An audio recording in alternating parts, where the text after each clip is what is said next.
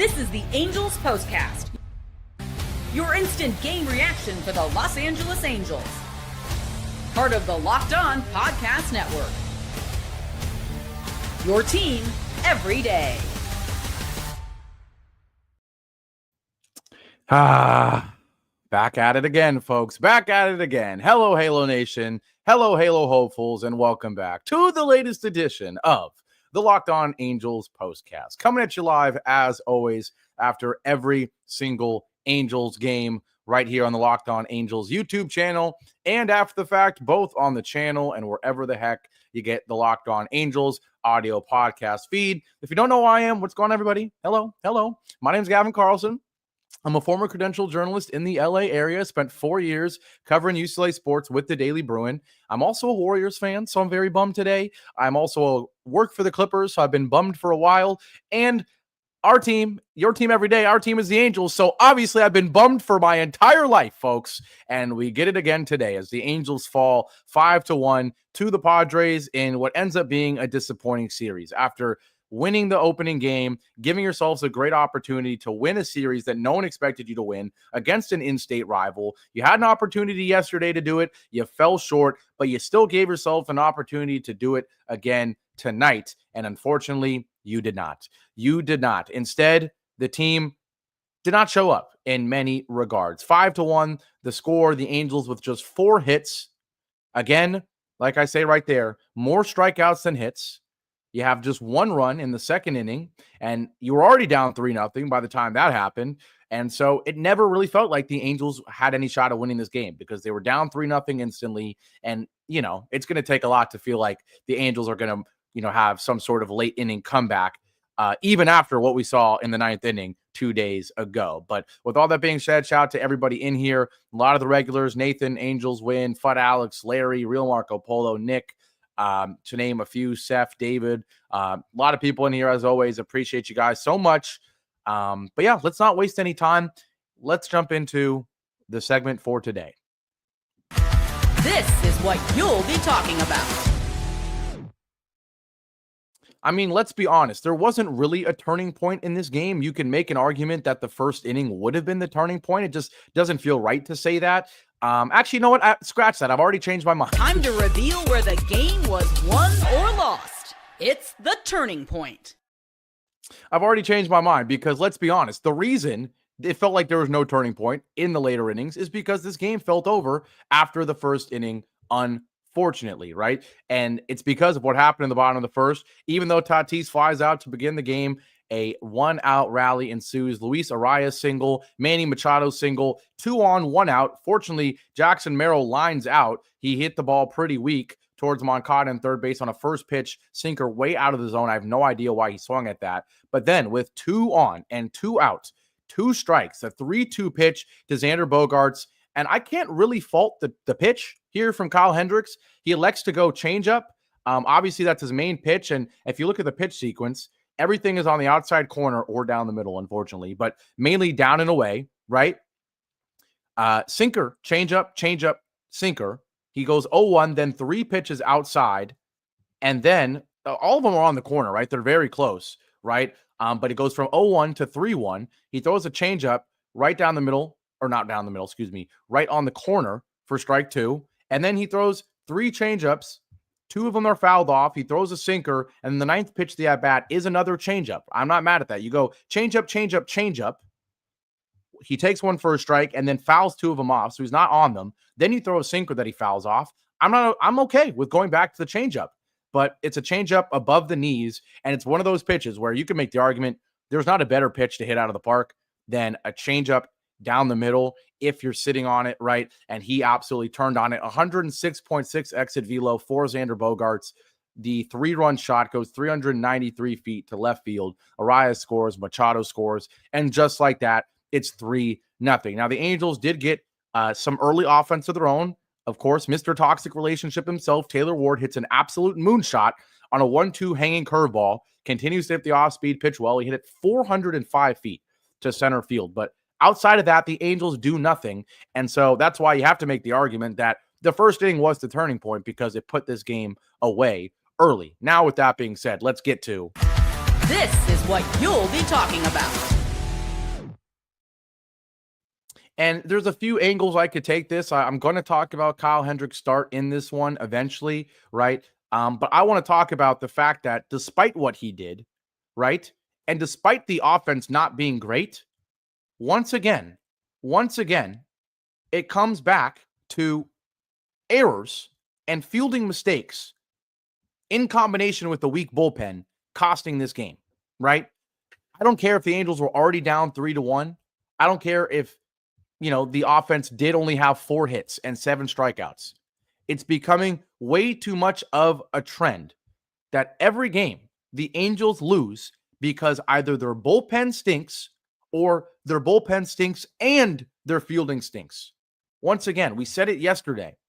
It's becoming way too much of a trend that fielding gets worse and worse as the game goes on. And we had it again in the bottom of the 8th inning.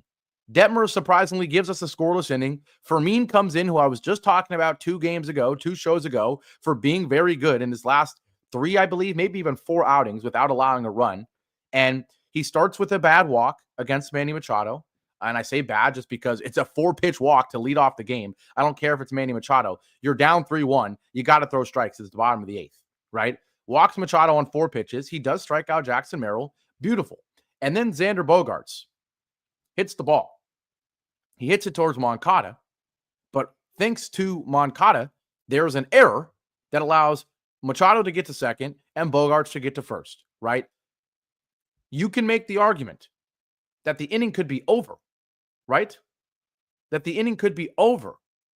But instead, there was an injury scare with Machado on this as well. But the game could be over, or the inning could be over, excuse me. Instead, it's first and second with 1 out. So that even when Fermin bounces back with his second strikeout of the inning, and a nice strikeout it was where he didn't throw another pitch in the zone, but that 4-seam and sinker are both coming in at 97 miles an hour, Sheets couldn't handle it. He couldn't handle it. Then he walks Cronenworth, bases juiced, and Brandon Lockridge hits a line drive to Taylor Ward that scores Bogaerts and scores Machado. So, again, you got to 2 outs, and you would have gotten out of the inning if there wasn't an error. Does Fermin deserve criticism for having a 4-pitch walk on Machado? Yes. Does he deserve criticism for walking Jake Cronenworth? Yes. But he also strikes out 2 guys and gets a ground ball that should have been an out. So you should not have given up a run. So at the end of the day, it is inexcusable that you have a fielding manager who doesn't provide any flair. Let's be honest. He doesn't provide good comments in the media. We've got people on Twitter beefing about the way our media covers Ron Washington because of how bad his answers are. The one thing you're supposed to get from Ron is some small ball, which we don't see, and some fundamentals, right? That's all he preaches. So to have an error every game, and not just an error, a costly error every game, it can't happen. And it happened again tonight. And so that's what's frustrating, is that if the Angels get out of that inning without scoring any runs or allowing any runs, do they win the game? Probably not, because their offense is lifeless, asleep at the wheel, like I said, right? But who knows? It's 3-1 going into the 9th, not 5-1. When it's 5-1 going into the 9th, I don't care what you did 2 games ago. The game is over.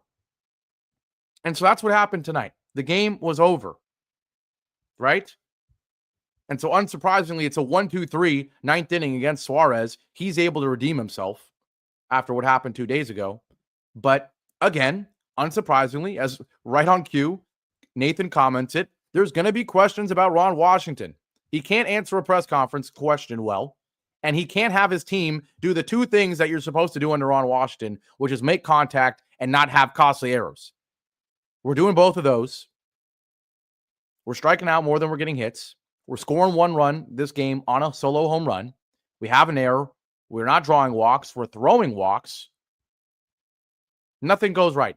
Nothing goes right. And it's frustrating. So that's what the heck I was talking about, was that this is becoming way too common for a bad team that we're not expecting much from. We're not even expecting to win the game. But this type of stuff is happening way too often, and it's annoying. It's annoying. So with all that being said, I'm going to take my break. When we come back, we're going to talk about Kyle Hendricks a little bit more, because it's one of those starts where he gives up 3 runs in the first inning, but and I'm going to make the argument, he was good enough to win this game, to earn a win in this game, and he didn't get it. We'll talk about that, and we'll talk about the lineup and what it didn't do after a break here on the Locked On Angels Postcast. Now, today's show is brought to you by Supply House. Get the supplies you need from the site made for the skilled trades, Supply House. Whether you're in plumbing, HVAC, or electrical work, Supply House is the reliable way to order products online. Their easy-to-use website is packed with helpful resources and the latest product info to help you get the job done right. Plus, with a complete inventory of over 200,000 parts from 400 plus top brands, you'll find exactly what you need delivered fast from coast to coast. Need help with an order? Supply House offers expert support and industry-leading service, so you'll always talk to a real person. And for trade pros looking for an extra edge, their free Trademaster program offers exclusive perks like a dedicated phone line, free shipping, and discounts on every order. Thousands of skilled professionals are already taking advantage. Now it's your turn. Join the Trademaster program today at supplyhouse.com/TM and start ordering plumbing, HVAC, and electrical supplies with just a few clicks. Plus, use promo code SH5 for 5% off your first order. That's supplyhouse.com. Back here live on another losing edition of the Locked On Angels Postcast. Angels fall 5-1. They give up 3 runs in the first inning. They only score one run in the second on a solo shot, and they do their usual routine of having a combination of poor bullpen pitching and poor late inning fielding to give up 2 runs in the 8th inning, put this game away before the 9th even comes as the Angels fall 5-1. Let's talk about Kyle Hendricks because he gives up 3 runs in the first inning, as we already described. And that could have been the argument. That's the turning point if it's not what happened in the 8th inning. But he was still good enough to win this ball game. I mean, if you look at his final stat line, 6 innings, 5 hits, 3 earned runs, 1 walk, 4 Ks, and that home run. You look at that alone without any context, and you can make the argument that that should be a win, right? It's 6 innings, 3 earned runs. Quality start, right? Quality start, especially with what he's been giving us, which was a 5.28 ERA, I believe, coming into this one. The ERA goes down. You did what you asked from him, especially against a Padres lineup that is amazing. It's amazing, objectively. Merrill's hitting .412 with an 11.14 OPS. Machado, 900 OPS. Tatis, 943 OPS. Cronenworth, 937 OPS. Sheets is an 809. Arias, who normally is hitting 380 every season, is only hitting 286. So they can get better there. Bogarts is only hitting 243. So this is a great lineup. And Kyle Hendricks, outside of the first inning, right? That's if you don't include any context, it's already a good start. Quality start. But if you include the first inning, right? What did I tell you? 6 innings, 5 hits, 3 earned runs, right? Look at what happened in the first inning. Single home run. You have all 3 runs and you have 3 hits right there. So you're telling me innings 2 through 6, this guy, Kyle Hendricks, gave up 2 hits and a walk. 2 hits and a walk in innings 2 through 6. Right? It's good enough to win. It's good enough to win. So I feel bad for him. It was good enough. This is a guy who normally is just a guy that only forces weak contact. With the way this team is, you expect weak contact type of pitchers to still struggle because of the way the fielding has been. But again, the fielding gets worse as the game goes on. And so it's not until the bullpen comes in that we see those errors. As for the lineup itself, we already talked about how it did nothing. So we don't need to waste much time. Neto 0 for 4, the rare 0 for 4 from him. He's still fine. Sean Newell goes 0 for 3, but he does get a walk. He continues to find a way to get on base almost every game. And that's why he's still hitting second. Moncada in the 3-hole goes 0 for 4 with 2 strikeouts. Soler in the 4-hole goes 1 for 4 with 2 strikeouts. Ward, he goes 1 for 4. It is the solo shot and had a strikeout as well. Darno 0 for 3 with the strikeout. Adele 1 for 2 with the walk. Lugo goes 1 for 3. We love to see that. One of the only bright spots is that average keeps rising for him. And Anderson 0 for 3 with the strikeout. I'd say the main takeaways here, obviously no Trout or O'Hoppe in this lineup. You're not going to see that much in the rest of the season. Moncada hitting third. You're not going to see much either.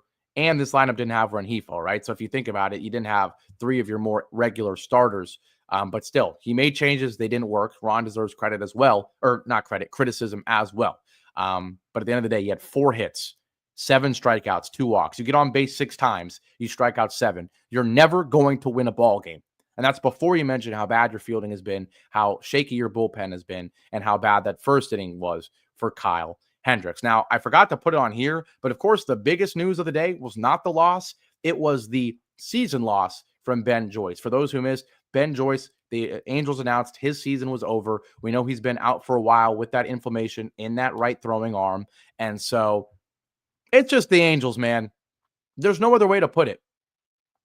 As Angels Win says, Joyce's career was probably never going to last if he was pitching 105. That's probably fair, right? But again, it's infuriating that we don't hear anything other than, oh, Ben Joyce has some inflammation. He's on the IL. Then you hear, oh, he's still on the IL. And then you just randomly hear, oh, he had shoulder surgery and he's done for the season. There's never an in-between. There's never an in-between. And so he has shoulder surgery. He'll miss the remainder of the 2025 season to repair the right shoulder. He made 5 appearances this season, pitching to a 6.23 ERA before landing on the 15-day IL on April 11th with right shoulder inflammation. I'm reading this from MLB.com, by the way. He's tried to play catch a few times, but never felt right and was ultimately shut down after his most recent attempt on May 9th. The Angels then transferred him to the 60-day IL on Saturday. Ron said today that we never had surgery on our mind. It just happened.